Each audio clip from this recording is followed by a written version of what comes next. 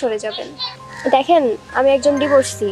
আমার পিছে না ঘুরে একটা ভালো মেয়ের পিছে ঘুরেন, cause you deserve better than me. আমার বন্ধুরাও সেম কথা আমাকে বলছিল, বাট আমার আপনার চেয়ে বেটার না, আমার আপনাকেই লাগবে। আর আপনার ডিভোর্স হয়েছে এটা কোনো বিষয় না, ডিভোর্স কেন হয়েছে এটা মেইন বিষয়। বাস্তবতা আর দর্শন দুইটা ভিন্ন জিনিস। মানুষ ডিভোর্সি মেয়ের সাথে সম্পর্কেই জড়াইতে চায় না, আর আপনি বিয়ে করতে চাচ্ছেন। আমি সম্পর্ক আর বিয়ে দুটাই করতে চাচ্ছি। বাস্তবতা থেকে অনেক দূরে আছেন আপনি। আমি আপনাকে আগেই বলছি যে আপনি যদি আমাকে সিম্প্যাথি দেখে আমার সাথে রিলেশনে আসেনও, কিছুদিন পর আমাকে এই ডিভোর্সের অজুহাত দিয়ে ঠিকই ছেড়ে যাবেন। এমনটা হবে না। কি হবে কি হবে না সেটা আমি ভালো করেই জানি। আপনি আগে আপনার ফ্যামিলিকে জানান, তারা কি বলে। দেখেন, তারা কখনোই একজন ডিভোর্সিকে তাদের ছেলের বউ হিসেবে গ্রহণ করবে না। তাদের উত্তরটা নাই আসবে। আমার মা আমার